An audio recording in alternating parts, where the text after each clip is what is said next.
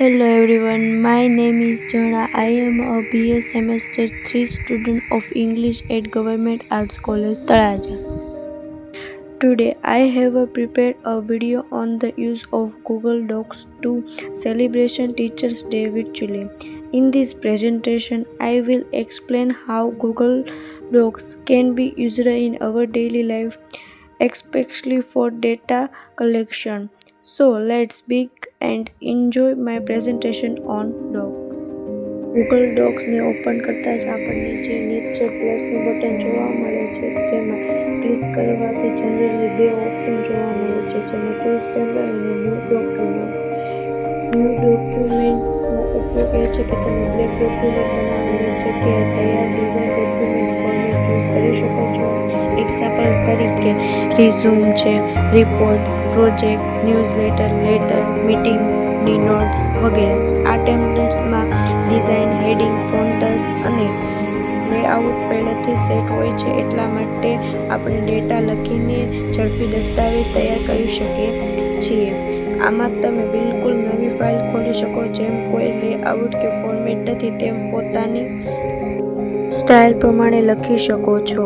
Plus બટનનો બીજો option છે new documents. New documents પર ક્લિક કરવાથી નવું પેજ ખુલશે અને તેમાં ડિફરન્ટ ફીચર્સ ખુલશે, જેમાં આપણે જે શબ્દો કે પેરાગ્રાફ ટાઈપ કરવાનો હોય તે કરી શકીએ છીએ. તે બિલકુલ ખાલી પેજ હોય છે. તમે ચૂઝ ટેમ્પલેટ નીચે નથી મળતું, જેમાં તમે ડોક્યુમેન્ટ તૈયાર કરી શકો છો.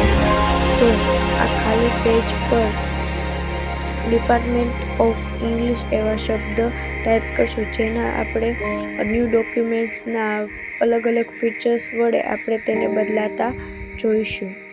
ન્યૂ ડોક્યુમેન્ટના પેજ પર બી એટલે કે બોલ્ડનો સિમ્બોલ જોવા મળે છે અને તેના પર ક્લિક કરવાથી શબ્દ કે પેરેગ્રાફની અંદર રહેલા અક્ષરો બોલ્ડ એટલે ઘાટા થતા જોવા મળે છે. ન્યૂ ડોક્યુમેન્ટના પેજ પર બી એટલે બોલ્ડ પછીનો શબ્દ આઈ એટલે ઇટાલિક સિમ્બોલ જોવા મળે છે, જેના પર ક્લિક કરવાથી શબ્દ ઇટાલિક એટલે કે ત્રાંસા થશે અને તેનો ઉપયોગ નામ કે ટાઇટલ માટે અથવા ઇટાલિક નામ માટે વપરાય છે. ન્યૂ ડોક્યુમેન્ટનું યુ સિમ્બોલ પર ક્લિક કરવાથી તે શબ્દ નીચે અંડરલાઇન થશે. તે દર્શાવે છે કે કોઈ ઇમ્પોર્ટન્ટ શબ્દ કે વાક્ય હાઇલાઇટ કરવા અથવા ટાઇટલ બાંધવા માટે ઉપયોગી છે. ન્યૂ ડોક્યુમેન્ટ્સનું એ સિમ્બોલ, જેને ટેક્સ્ટ કલર તરીકે ઓળખવામાં આવે છે, તે સિમ્બોલ પર ક્લિક કરવાથી શબ્દનો કલર ચેન્જ થશે.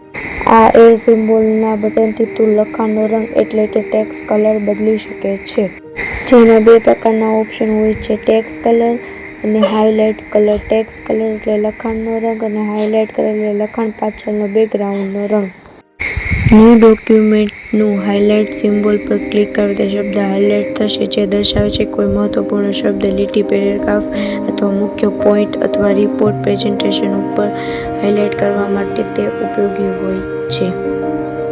ન્યૂ ડોક્યુમેન્ટનું એલિગ્મેન્ટ સિમ્બોલ પર ક્લિક કરવાથી Alyque left, Alyque centre, Alyque right અને જસ્ટિફાઈડ થતું જોવા મળે છે. ન્યૂ ડોક્યુમેન્ટનું બુલેટ સિમ્બોલ પર ક્લિક કરવાથી શબ્દ કે વાક્યની આગળ બુલેટ એટલે પોઈન્ટ ઉમેરી શકાય છે, જે મુદ્દા પાડવા માટે પણ વપરાતું હોય છે. ન્યૂ ડોક્યુમેન્ટનું નંબર સિમ્બોલ પર ક્લિક કરવાથી વાક્યની આગળ નંબર ઉમેરી શકાય છે. આઉટડેન્ટ અને ઇન્ડેન્ટ બંને સિમ્બોલ પર ક્લિક કરવાથી શબ્દો એ લેફ્ટ અને રાઇટ થઈ શકે છે. અન્ડુ અને રીડુ બંને સિમ્બોલો પર ક્લિક કરવાથી જે રદ થયેલો શબ્દ અથવા જે આગળ છે તેને ફરીથી લાવી શકાય છે. એ ફોર્મેટ પર ક્લિક કરવાથી શબ્દ બોલ્ડ, ત્રાંસા, અંડરલાઇનવાળા શબ્દ વચ્ચે underline, style, font size, colour પસંદ, હાઇલાઇટ કલર, સ્પષ્ટ ફોર્મેટિંગ વગેરે થાય છે. ન્યૂ ડોક્યુમેન્ટનું આ છેલ્લું સિમ્બોલ પ્લસ બટન છે. પ્લસ બટન પર ક્લિક કરવાથી અનેક ચીજો ઇન્સર્ટ થાય છે, જેમાં આપણે લિંક શેર કરી શકીએ છીએ, કોમેન્ટ જોવા મળે છે, તેમાં આપણે ઇમેજમાં from, photos from, camera from, page જોવા મળે છે. પછી ટેબલમાં કોલ્યુમ્સ અને રોમ્સ વડે આપણે બોક્સ બનાવીએ છીએ, જેમાં બોક્સમાં મેં ડિપાર્ટમેન્ટ ડિપાર્ટમેન્ટ ઓફ ઇંગ્લિશ એવું બોક્સ બનાવ્યું છે જેમાં હોરિઝોન્ટલ લાઈન જોવા મળે છે, પેજ બ્રેક અને પેજ નંબર પણ જોવા મળે છે.